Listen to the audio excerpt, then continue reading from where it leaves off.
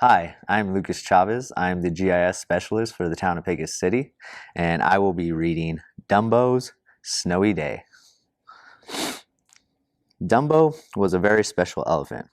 With his huge ears, he could soar through the sky like a bird.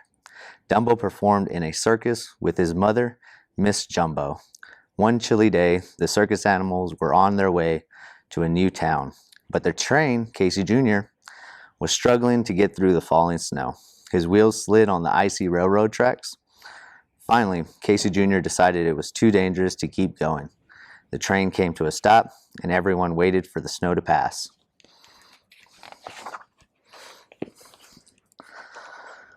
Dumbo was happy that the train had stopped.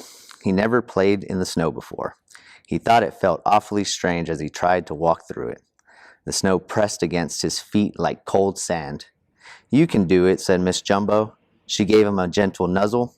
Soon Dumbo got to the hang of walking through the snow.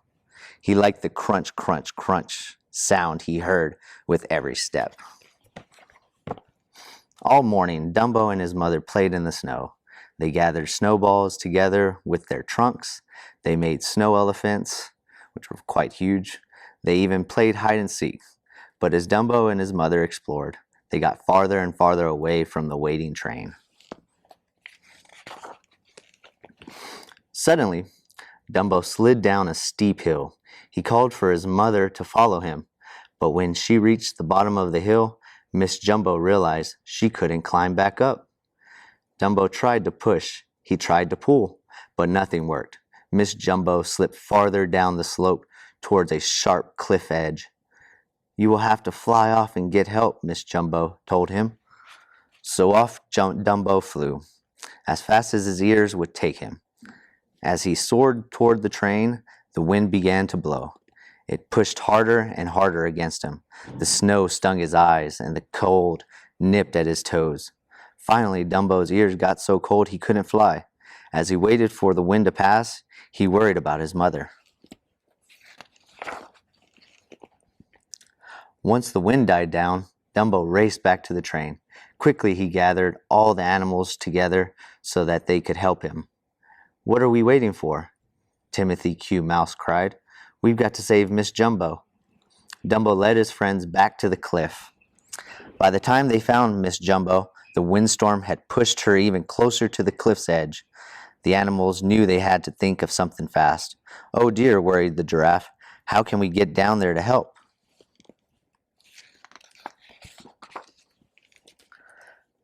Timothy snapped his fingers. He had an idea.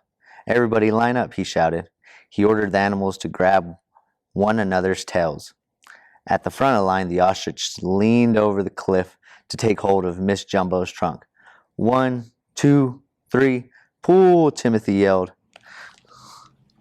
And then you could see them all lining up and holding.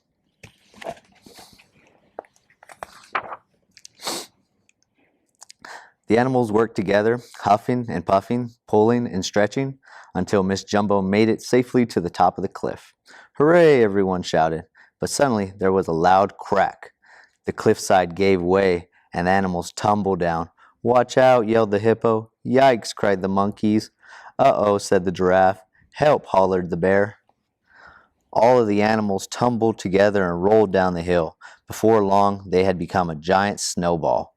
"How do you stop this thing?" Timothy shouted as they zoomed along. The snowball gathered speed until...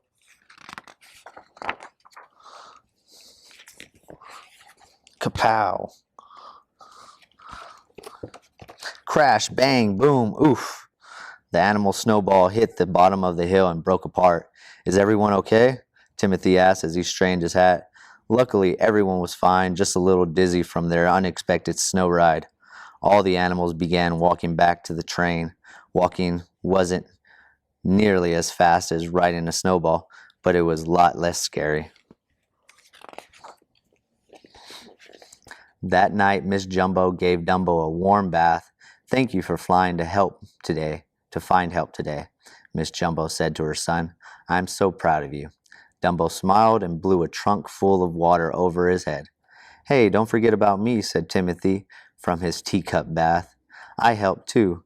Miss Jumbo nodded. You certainly did. Thank you. Aw, gee, said Timothy. It was nothing. Nothing at all. Then it was time for bed. Dumbo snuggled up against his mother, and Timothy nestled underneath Dumbo's ear. Good night, my darling, Miss Jumbo said softly. Sleep tight, said Timothy. Dumbo fell asleep right away. Tomorrow he and the circus animals would perform for hundreds of happy children in the new town.